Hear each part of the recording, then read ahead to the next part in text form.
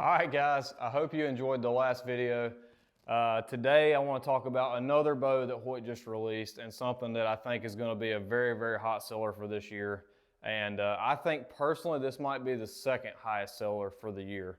That's just my personal opinion. And today, I want to talk about the Ventum Pro 30.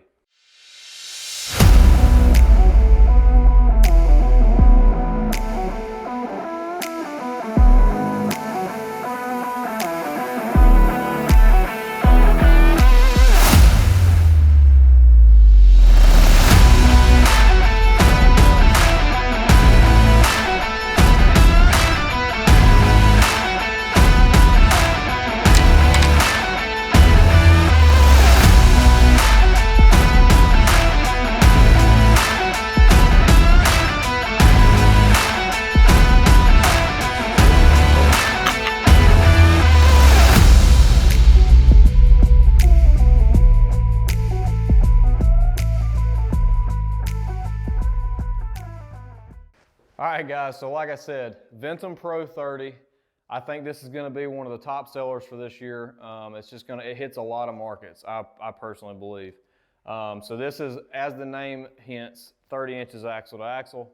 You're looking at 342 feet a second, is what they're saying it shoots. 6-inch brace height, which is a little different because the RX-7 is actually a 6 1/4 inch brace height, which kind of different. You know, normally these bows pretty well match. It's just a slight difference on the brace height there. 4.45 pounds, so it's not a light bow, not super heavy.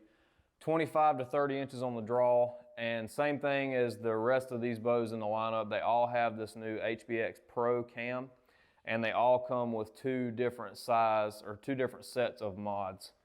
So 25 to 30 inches on the draw, and 40 to 80 pounds. And I don't think I talked about it in the RX-7 video, but these mods are the same as the last couple years, and it has the adjustable stops for your 80 to 85% let off. All these bows are being reviewed at 85%, but if you're somebody like me and you hunt out west and some of the states don't allow you to shoot 85%, they did give you the option to go to 80.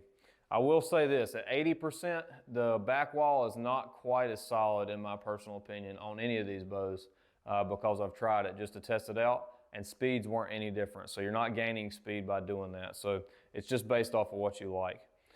All right, so that's the specs. Another thing you'll notice is this Picatinny Rail, the way it's machined into the riser is super slick. It looks really, really good. So if that's an option that you want to use, if you want to use a Picatinny Rail type sight to mount on this bow, it's a very good option there.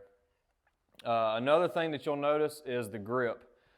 They went to this new flatter back, really tacky rubberized grip, and I really, really enjoy it. Like I said on the RX-7 video, it's got the Vital Point grip, which I actually starred there because I thought it was important to talk about because I personally really, really enjoy this grip. Now, one thing I don't like about what they did this year, and I'm not 100% sure why they did it, I think it might be for vane clearance, but they went away from a rubberized shelf, which is what I always liked about Hoyt. I liked the fact that they had that rubber shelf there so that when you let down, your arrow's not clanking around inside your shelf, which you can always put like silent strips or something like that on there to get that quietened down, so it's not a huge major deal. This bow here is in their Wilderness Green, which is a very, very nice color. All these bows come in the same colors from last year. They didn't change anything, so they have a lot of color options available, and they're all very, very slick looking bows. So that's really it for the specs. Let's shoot this bow a few times, and I'll give you my personal opinion on it. So while I'm taking this tag off, I shot this bow, I shot all these bows with the same arrow setups, and I shot this bow at 70.1 pounds, that's what it drew out of the box. 30-inch draw I shot it, and 27-inch draw I shot it. 370 grain arrow at 30-inch draw, shot at 325 feet a second. And then at 27 inches, 456 grain Easton Axis, which is my hunting arrow, 266 feet a second. So one thing you'll notice if you look at these specs, the RX-7 and the Ventum Pro 30 are almost identical in speeds. You got 325 and 265, and then you've got 325 and 266. So they're almost identical in speeds, which matches up with the specs of the bows and with the fact that they have the same cam system. So let's shoot this bow a few times and I'll let you know what I think. Draw cycle's pretty smooth.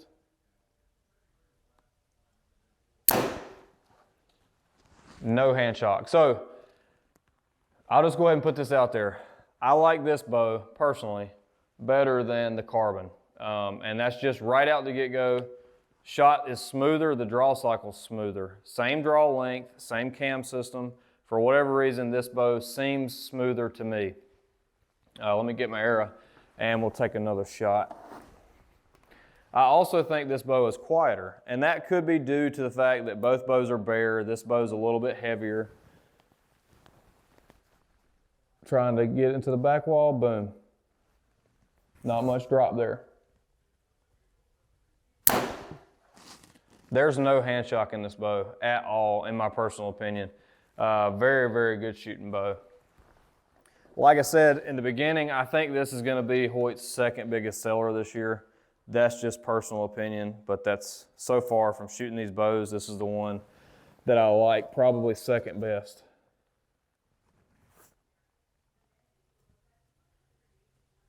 Holds good, nice and balanced in the hand. Quiet on the shot. That's one thing I did notice between these two. I think this bow is one of the quieter bows for this year. So draw cycle's pretty smooth. Like the normal Hoyt draw cycle, it's a little stiff on the front, it's smooth towards the back wall. Very solid back wall, no sponge in it, and I really enjoy that. Like I said, no vibration, and I think this bow is one of their quieter bows for this year, if not their quietest bow for this year. I take that back. It's one of the most quiet bows from this year. It's not the quietest, I don't think. And we'll catch up to the next bow, which I think might be the quietest. We'll catch up to that bow here in the next video, but really like this Ventum Pro. I like the 30-inch axle to axle. I think it's a good median for like a hunting type bow. I'm interested to see the kind of accuracy that guys get out of it this year, but I think it's going to be a very accurate shooting bow. 30 inches axle to axle with 6-inch brace height.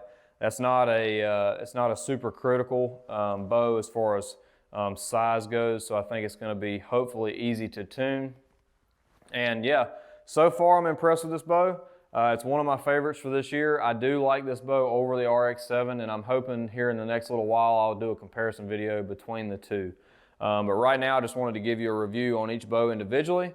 I like this bow. I think it's worth coming up here and shooting. If you have a draw length of 30 inches or lower, you can shoot this bow. It's worth coming up here and shooting, especially for you shorter draw guys. You're going to get a little more speed out of the shorter axle to axle bows. Just keep that in mind. So anyways, guys, appreciate you watching this review. Just wanted to bring you the specs and my initial thoughts on these new bows. Like I said, this is the Ventum Pro 30. So if you have any questions, comment down below. Please leave a comment, like and subscribe if you haven't already. If you enjoy what we're doing on the channel, let us know. And if you don't enjoy what I'm doing on the channel, let me know. I appreciate any feedback y'all can give me. So if you have any other questions I can't answer, give these guys up at Grafton a call at 704-855-1300, and they'll answer anything that you throw at them. So thanks for watching, guys. Remember to live your life to the fullest and use your passions to bless others. If you haven't already, go check out the website at bcreekgear.com to get any hats, t-shirts, and stickers and support the channel. Thanks for watching, guys. We'll catch you on tomorrow's video.